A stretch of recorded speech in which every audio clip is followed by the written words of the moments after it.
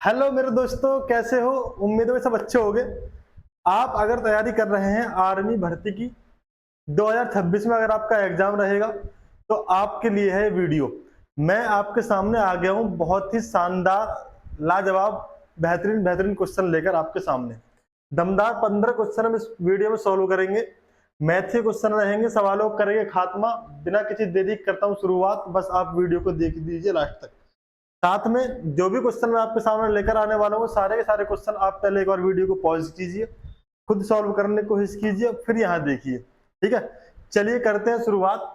आप देख रहे हैं नवनीत एजुकेशन प्रो और मेरा नाम है नवनीत। पहला क्वेश्चन आपके सामने पेश किया जाता है। पहला क्वेश्चन ये रहा भाई आपकी स्क्रीन पर। क्वेश्चन नंबर 31 यहाँ पर दे रखा है।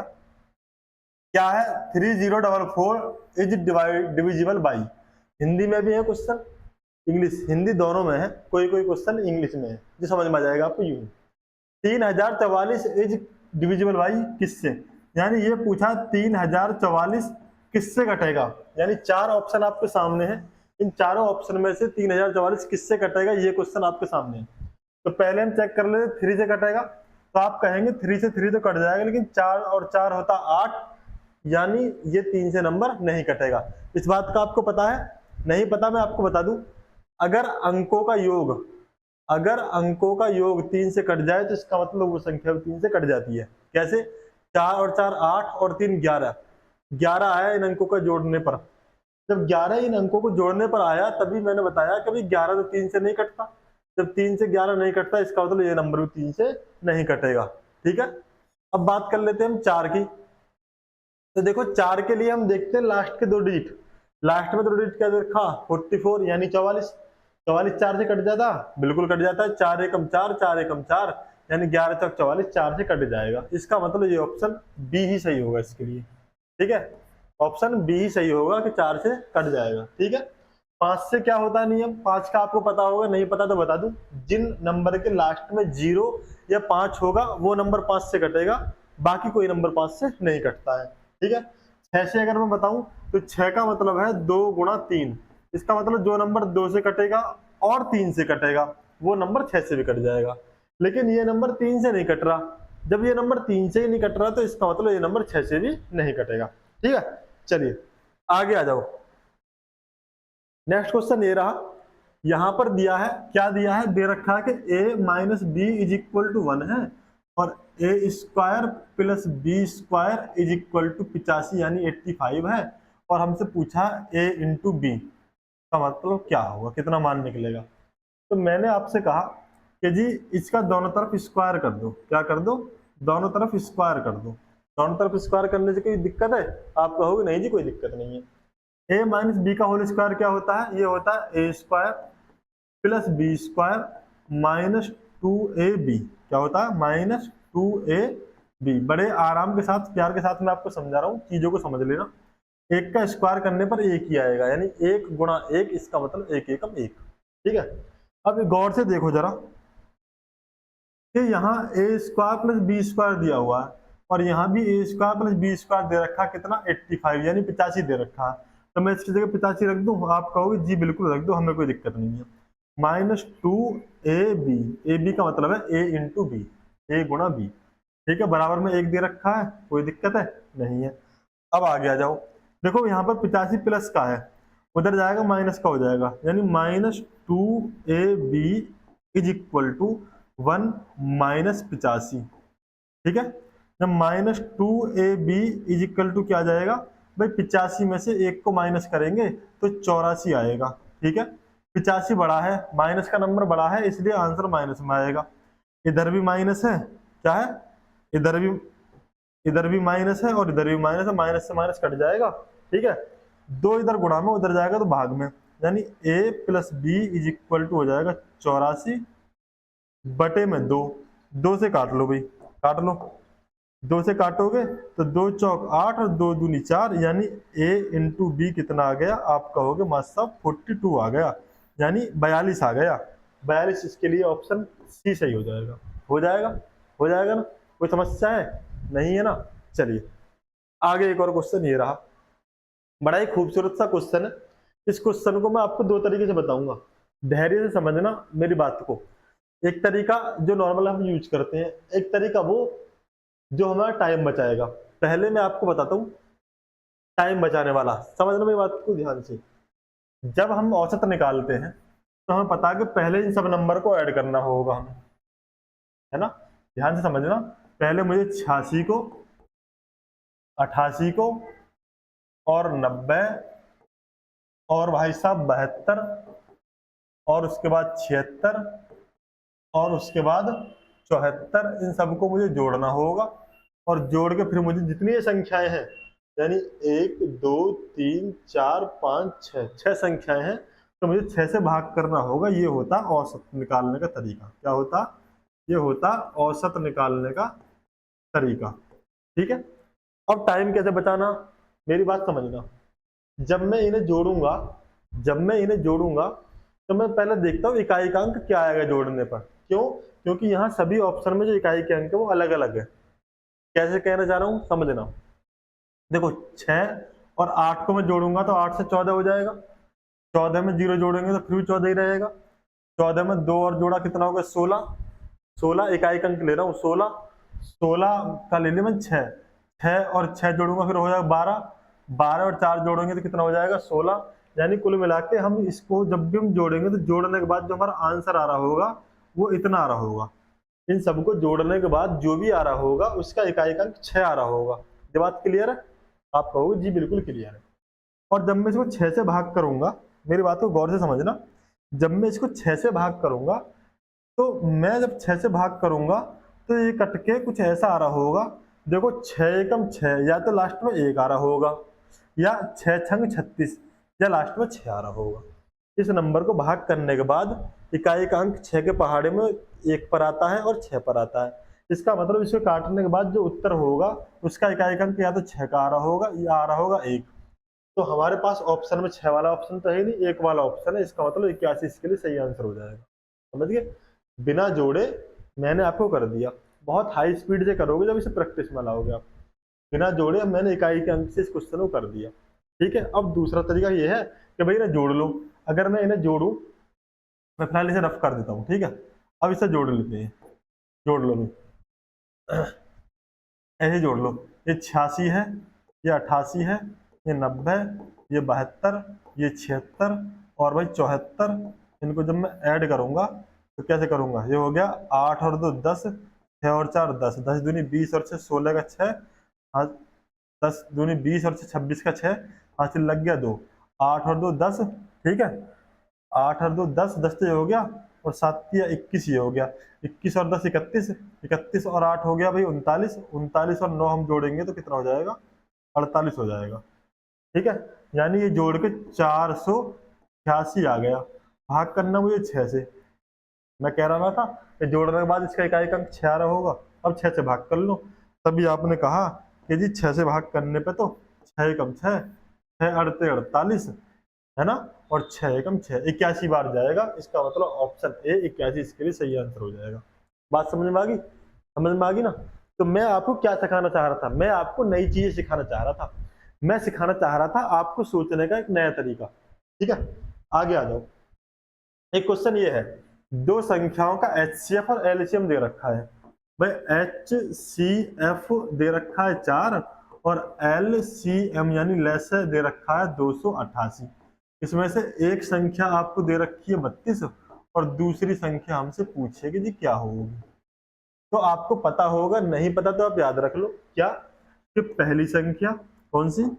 पहली संख्या गुणा दूसरी संख्या बराबर होती है HCF गुणा LCM। ये बात आपने 7th या 8th क्लास में पढ़ी होगी कि पहली संख्या और दूसरी संख्या को गुणा करने पर बराबर होता है HCF के और LCM के, है ना, ले से गुणा में से। अब पहली संख्या तो इन्होंने दे रखी 32, तो मैं यहाँ पे 32 लिख लूंगा। दूसरी संख्या मुझे निकालनी है तो मैं दूसरा का दूसरा लिख दिया। HCF दे रखा है 4 और LCM दे रखा है 288। इसे सॉल्व कर लो। कैसे करोगे? ऐसे करो। कैसे? ऐसे कि 4 एकम 4 और 4 अट्ठे 32। अगर ऐसे समझ में आया तो ऐसे समझ लो। देखो मुझे निकालनी सेकंड संख्या, मुझे दूसरी संख्या निकालनी है, तो 32 से इधर गुणा में, उधर जाएगा तो भाग में, यानी 4 गुणा 288 और बटे में जाएगा जी 32। ठीक है, अब इसकी काटा पीटी कर लो। कैसे करोगे? 4 एकम 4 और 4 अट्ठे 32, 8 पर चला गया, बोले ठीक है चला गया। अब इसे फिर 8 से काट लो, कितने पर जाएगा? 8 एकम 8 और 8 तिया 24, बचा कितना? 4 और 8 छंग 48, यानी 36 आ गया। यानी दूसरी संख्या जो है वो 36 है। कितनी है भाई? दूसरी संख्या जो है वो 36 है। बात क्लियर है भाई? बताओ ना, बात क्लियर है? आ गया वो। देखो एक और खूबसूरत सा क्वेश्चन आपके सामने, बिल्कुल बेहतरीन सा नगमा आपके सामने पेश है। क्या है क्वेश्चन? क्या है?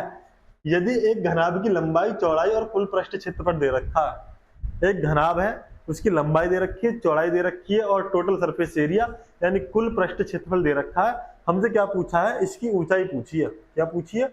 इसकी ऊंचाई पूछी है। ध्यान से समझना मेरी बात को। देखो आपको पता होना चाहिए कि जो घनाभ होता है, क्या होता है?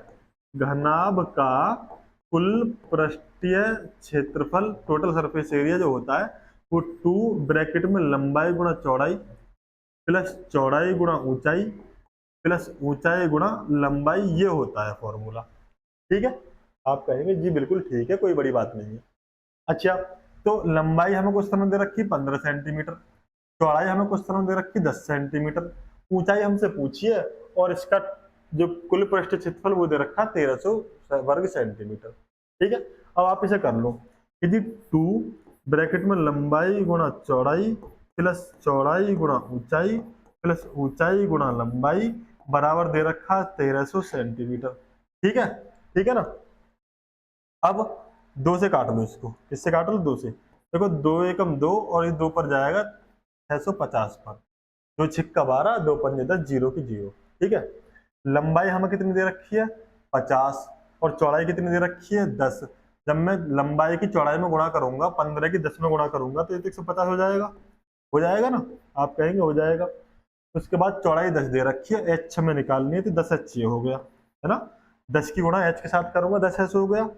उसके बाद एच और एल दे रखा है, यानी एच की एल कितनी है? 15, तो ये हो गया 15 एच बराबर हो गया 650।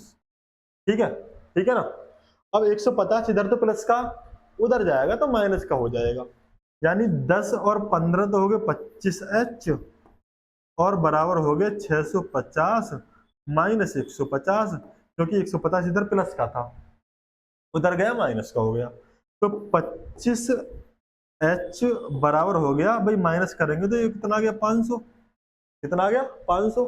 इधर 25 गुणा में 25 से काट लो, 25 से कम 25 और 25 दूनी 50, 0 की 0, यानी एच यानी कि ऊंचाई 20 सेंटीमीटर आ गई। एच यानी कि ऊंचाई कितनी आ गई? 20 सेंटीमीटर आ गई। इसका मतलब ऑप्शन बी बिल्कुल सही हो जाएगा। ठीक है, ऑप्शन बी बिल्कुल सही हो जाएगा। बताओ कोई दिक्कत है कहीं? नहीं है ना? आगे एक और खूबसूरत सा क्वेश्चन आपके सामने प्रस्तुत है। ये रहा, दे रखा है 3 संख्याओं का औसत 27 है। कोई 3 संख्या है, उनका औसत कितना? 27 है। दूसरी संख्या पहली से 3 गुना है। ये जो बात दे रखी है ना कि दूसरी संख्या पहली से 3 गुना है, ये बहुत काम करेगी। तीसरी संख्या पहली से 5 गुना है। ठीक है, संख्याओं का क्रम बताओ। इसने यही बात कह दी कि दूसरी संख्या पहली का 3 गुना है, तो हम डायरेक्ट ऑप्शन को चेक कर लेते हैं। दूसरी संख्या यहाँ तो 9 है, तो 27 का 3 गुना क्या? नहीं जी, 9 तिया 27 3 गुना है, 9 पन्ना 45 5 गुना है। ऑप्शन ही सही हो जाएगा। ठीक है, ठीक है भाई, ये तो 5 गुना दे रखे हैं यहाँ पर, 8 पंजे 40, जबकि 3 गुना होनी चाहिए दूसरी संख्या, यानी ये भी नहीं है, ये भी नहीं है। ऑप्शन बी सही हो जाएगा। ठीक है, ऑप्शन बी सही हो जाएगा, ऑप्शन सी हो जाएगा। कोई बात नहीं बचती इसमें। दूसरी संख्या पहली का 3 गुना है, तो देखो दूसरी वाली संख्या है पहली का, 9 तिया 27 3 गुना है, और तीसरी संख्या पहली का 5 गुना है, तो 9 पन्ना 45 यानी 5 गुना है। ऑप्शन बी सही हो जाएगा, इसमें कोई बड़ी बात है नहीं। चलिए आगे बढ़ते हैं। क्वेश्चन नंबर 37 ये रहा आपके सामने। दिया है 6% वार्षिक ब्याज की दर से, यानी हमें दर दे रखी है 6%। उसके बाद मूलधन यानी प्रिंसिपल दे रखा 19,800 की मूल राशि पर 9 महीने के लिए। भाई जो टाइम है वो 9 महीने दे रखा, तो मैं महीने को साल बना देता हूँ। 9 में 12 से भाग करके ये वर्ष आगे, साल आगे, 9/12 है ना?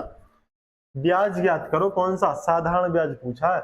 आप सभी को पता है कि जी सिंपल इंटरेस्ट जो होता है वो मूलधन गुणा दर गुणा समय बटे 100 होता है। ठीक है, मूलधन गुणा दर गुणा समय बटे 100 होता है। कोई दिक्कत है? आप कहेंगे नहीं। मूलधन दे रखा है 19,800। ठीक है भाई, दर दे रखी कितनी? 6, और टाइम दे रखा है कितना? 9/12, है ना। टाइम ये दे रखा 9/12, साल में निकालना होता है टाइम। अब इसको काटा पीटी कर लो। कैसे काटोगे? 6 एकम 6, 6 दूनी 12। ठीक है, अब 2 से काट लो। 2 से इसे काटोगे, 2 नाम 18, 2 नाम 18, 2 जीरो की 2 जीरो। इसमें हमें करनी है 99 गुणा। 2 जीरो तो आएंगी उत्तर में, आएंगी। निम्मी निम्मी 81 का 1 आएगा, यानी लास्ट में 100 आ रहा होगा। लास्ट ये क्या गड़बड़ है भाई?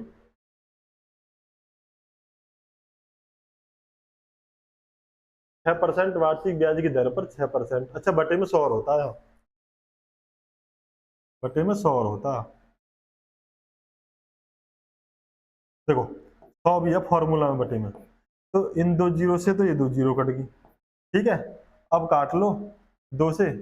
2 नाम 18, 2 नाम 18, और निमी निमी 81। जब गुणा करेंगे तो इकाई का अंक 1 आएगा, यानी ये दोनों तो आंसर होंगे नहीं। 9 एकम 9 का 9 निम्मा 81 का 1 हासिल लगा 8, निम्मा निम्मा 81, 81 और 8 कितना हो गया भाई? 89। 891 हो जाएगा। कितना हो जाएगा? 891, यानी ऑप्शन 4 सही हो जाएगा। ऑप्शन 4 सही हो जाएगा। नीचे बट्टे में 100 लिखना भूल गए थे, इस वजह से दिक्कत हुई, है ना। ये बताओ, इस क्वेश्चन का आंसर बताओ भाई।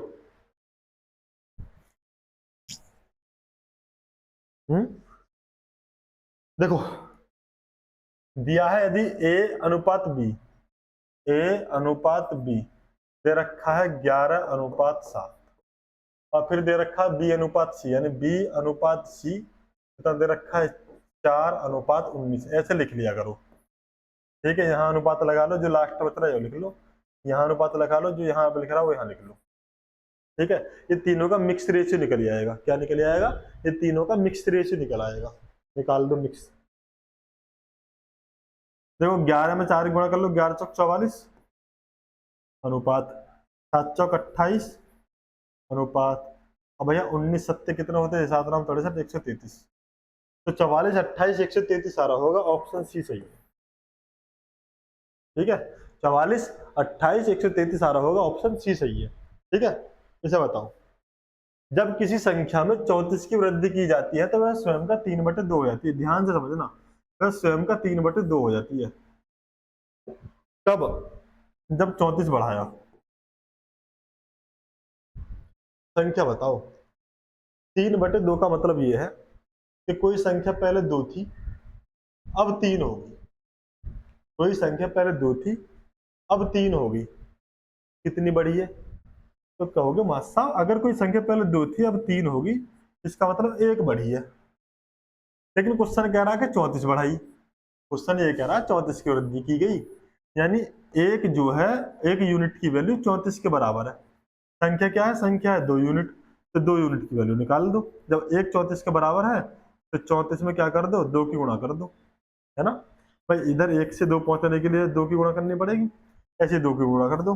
कितना होगा? 34 दूनी हो गया भाई आपका 68। ठीक है, 68 यानी ऑप्शन सी सही हो जाएगा। 34 दूनी 68, यानी ऑप्शन सी सही हो जाएगा। कोई बड़ी बात है ना। ऐसे करो, नीचे जो संख्या है इसका मतलब ये है कि पहले कोई संख्या 2 थी, अब 3 हो गई। 2 से 3 पहुंचने में कितनी बढ़ी? 1 बढ़ी। क्वेश्चन कह रहा है 34 बढ़ी, यानी 1 यूनिट की वैल्यू 34 के बराबर है। संख्या 2 थी तो 2 की वैल्यू निकाल लेंगे, 1 34 के बराबर है, 2 34 का डबल हो जाएगा, 68 के बराबर है ना। आगे आ जाओ, इस क्वेश्चन का आंसर बताओ क्या होगा। बताओ भाई, बताओ।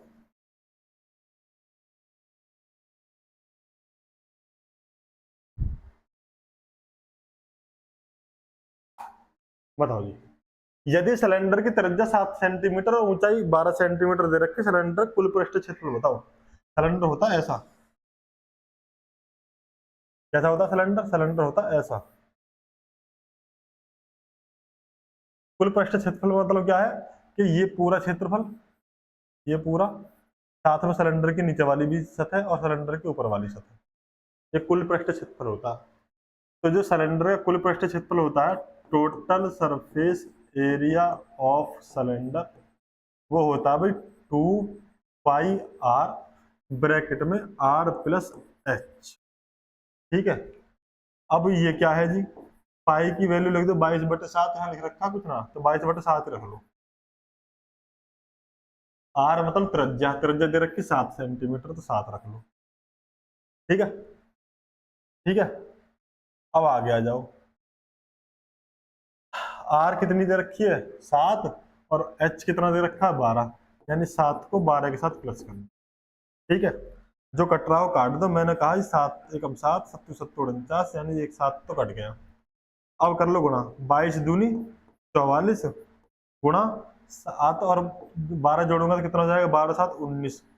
ये आ गया इकाई अंक, देख लो सबका अलग अलग है, 2 का सेम, 3 का सेम, 9 चौक 36 का 6 इकाई अंक आ गया, जो कि सब में दे रखा है, यानी ये तो होगा नहीं, इन तीनों में से कोई सा ऑप्शन होगा। अब गुणा कर लो, 19 चौक 76 का 6, हासिल लगा 7, 19 चौक 76, 76 और 7 जोड़ोगे तो 7 6 कितना हो गया? 13, यानी 83 हो गया,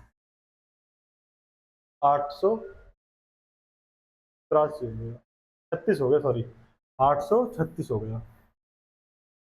ऑप्शन सी सही है, 836 हो गया, ऑप्शन सी सही है। ठीक है, बात समझ में आ रही? मैं क्या कह रहा हूँ? मैं छोटी सी बात कह रहा हूँ, ज्यादा बड़ी बात मैं करता ही नहीं हूँ। अब इस क्वेश्चन को देखो, इन्होंने बोला है यदि x और 2x संपूरक कोण है। संपूरक कोण कैसे होते हैं आपको पता है भाई? पता संपूरक कोण कौन से होते हैं? सप्लीमेंट्री एंगल कौन से होते हैं? संपूरक कोण वो होते हैं कि उन दोनों कोणों को जोड़ने पर 180 आ जाए, है ना।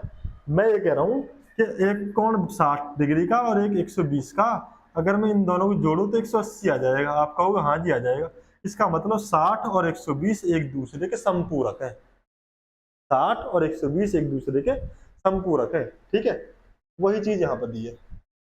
इन्होंने कहा कि पहला कोण x है, दूसरा है 2x, और ये संपूरक है, तो इसका मतलब क्या हुआ? x और 2x को जोड़ूंगा तो 180 डिग्री होगा। x को और 2x को जोड़ूंगा तो 180 डिग्री होगा। अगर संपूरक की जगह कोटिपूरक होता लिखा हुआ तो कोटिपूरक का होता 90, यानी इन दोनों जोड़कर फिर 90 आता। अब संपूरक है, इसका मतलब दोनों कोणों को जोड़कर 180 आएगा। जब मैं 2x के साथ x जोड़ूंगा तो 3x बराबर हो जाएगा 180, और x बराबर हो जाएगा 3 से भाग कर लो भाई 180 में, बटे 3, 3 एकम 3, 3 छंग 18, 0 की 0, यानी x बराबर 60 हो गया। इसने क्या पूछा? 2x का मान पूछा। जब x 60 है तो 2x कितना हो जाएगा? आप कहोगे 60 में 2 से गुणा कर दो जी, तो 6 दूनी 12, यानी 120 हो जाएगा। कितना हो जाएगा? 120 हो जाएगा। ठीक है, 2x कितना हो जाएगा? 120 हो जाएगा। ठीक है, ठीक है भाई, चलो आगे क्वेश्चन ये रहा। एक क्वेश्चन है, निर्माण पूरा करने में, क्या करने में? निर्माण पूरा करने में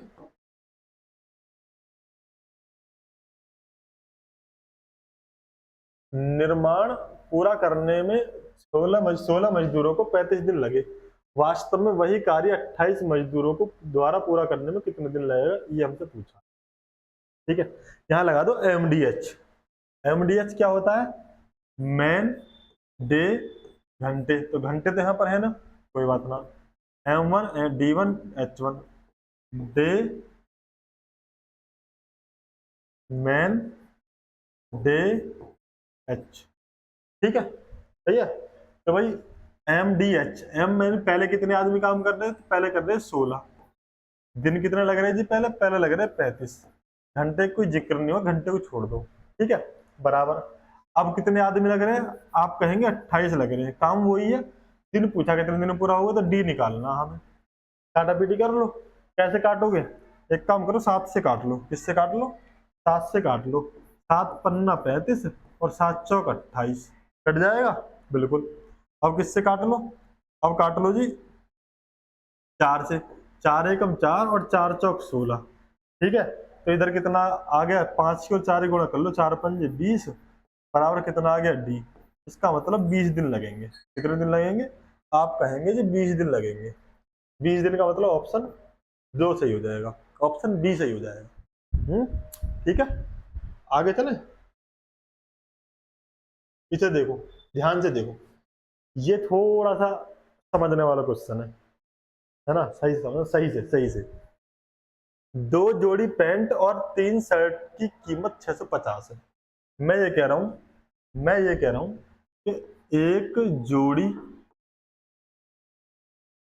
पैंट जो है वो X रुपए की है और एक शर्ट जो है वो Y रुपए की है।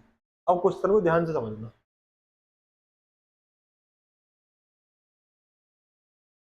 कैसे? कि जी 2 जोड़ी पैंट, जब एक जोड़ी X रुपए की तो 2 जोड़ी तो 2X की होगी। हाँ, और 3 शर्ट, एक शर्ट Y रुपए की तो 3 शर्ट 3Y रुपए की होगी, बिल्कुल होगी, है ना? इन दोनों को हम जोड़ रहे हैं तो कितने रुपए में आ रहे हैं? 650 में आ रहे हैं। यही बात तो कह रहा। अगर एक जोड़ी शर्ट X रुपए की है तो 2 जोड़ी 2X की होगी। सॉरी, एक जोड़ी पैंट अगर X रुपए की है तो 2 जोड़ी पैंट 2X की होगी, और एक शर्ट Y रुपए की है तो 3 शर्ट 3Y की होंगी। तो 2 जोड़ी पैंट और 3 शर्ट मिला के 650 की आई है। ये मैंने क्वेश्चन लिख दी, है ना? कोई दिक्कत आप कहोगे नहीं। आगे फिर इसने बोला 4 जोड़ी पैंट। कितने? 4 जोड़ी, 4 जोड़ी पैंट। अगर एक जोड़ी पैंट X रुपए की तो 4 जोड़ी पैंट 4X की होगी। ठीक है, 2 शर्ट, अगर एक शर्ट Y रुपए की है तो 2 शर्ट 2Y की होगी। ये दोनों आइटम लिए भाई साहब इसने कितने में? 700 रुपए में। ठीक है, हमसे कीमत पूछिए शर्ट की। इसकी शर्ट की, शर्ट की कीमत है Y, यानी Y की वैल्यू निकालनी है। Y की वैल्यू निकालनी है तो X वाले को खत्म कर लो। कैसे करोगे? यहाँ देखो 2X है, यहाँ 4X है। अगर ऊपर भी 4X होता, ऊपर भी 4X होता तो काट देते माइनस करके। तो ऊपर 4X करने के लिए इधर भी 4 की गुणा कर लो पूरी इक्वेशन में। इधर कर लेता हूं मैं। देखो जब मैं इसमें पूरे में 4 की गुणा करूंगा तो ये होगा 4 दूनी 8X, 4 दूनी 8X प्लस 4 तिया 12Y, और बराबर 4 की गुणा करेंगे इसमें 650 में, तो भाई ये हो गया 650 का डबल दोगे 13 दूनी 2600 हो गया,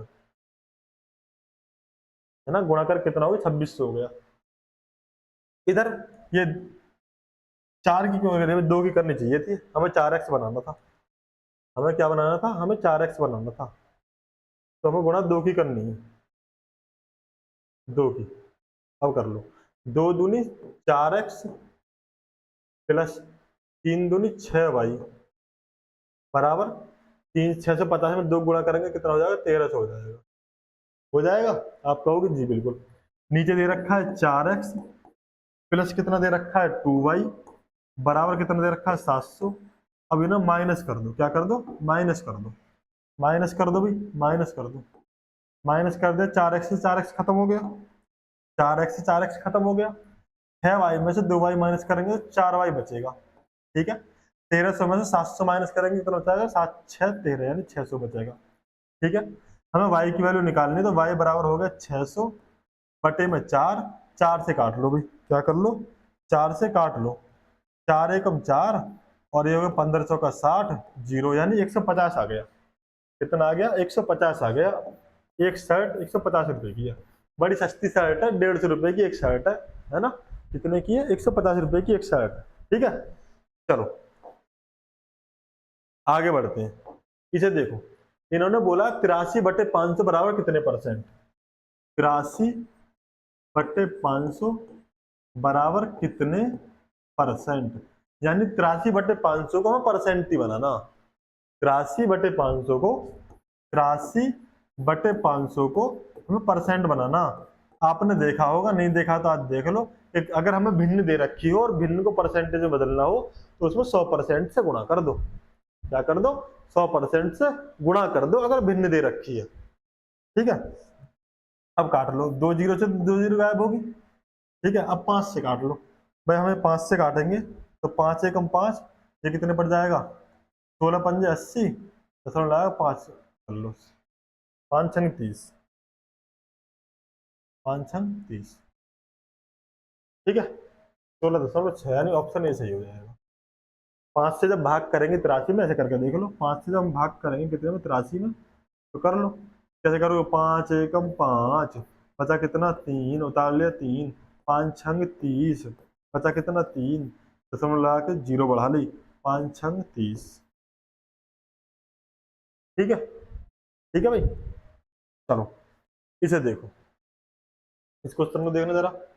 यहाँ पर दे रखा है ए बटे बी।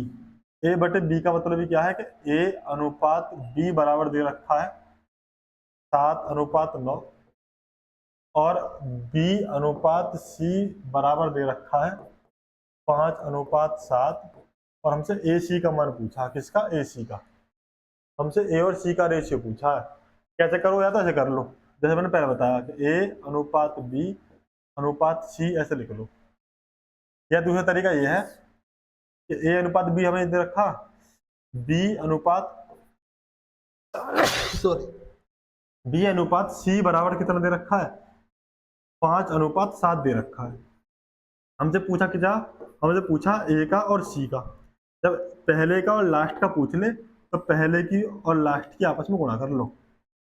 कैसे, 7 पन्ना 35 अनुपात नाम 63 कर ली। अब 35 63 का तो ऑप्शन है नहीं, इसे काट लो। किससे कटेगा, ये 7 से कटेगा। किससे कटेगा, ये 7 से कटेगा। देखो 7 पन्ना 35 और 7 नाम 63, इसका मतलब ए अनुपात सी बराबर 5:9 आ गया। कितना आ गया, 5:9 आ गया। इसका मतलब ऑप्शन ए सही है, ऑप्शन ए सही है। इसका मतलब ये हुआ, है ना, सही है भाई। चलो अब लास्ट क्वेश्चन तरफ बढ़ते, हो गया लास्ट। ठीक है, तो बेहतरीन बेहतरीन 15 क्वेश्चन, 15 क्वेश्चन मैं आपके सामने लेकर आया हूँ। मुझे कमेंट में बता जरा कैसे है। ये क्वेश्चन आर्मी में आए हुए क्वेश्चन है। अगर आप आर्मी में जीडी की, ट्रेडमैन की, क्लर्क की या टेक्नीशियन की तैयारी कर रहे हैं या नर्सिंग असिस्टेंट की, आप सभी के लिए बिल्कुल बेहतरीन क्लास रहने वाली है। बहुत ही चुनिंदा क्वेश्चन उठा के लेकर आ रहा हूँ मैं, एक से एक जानदार और शानदार। ठीक है, वीडियो पसंद आया तो लाइक कर दो, अपने दोस्तों के साथ शेयर कर दो। पहली बार आए हो चैनल पर तो चैनल को सब्सक्राइब कर लो अगर आपने अभी तक नहीं किया है। ओके, धन्यवाद बहुत बहुत वीडियो को लास्ट तक देखने के लिए। थैंक यू, जय हिंद।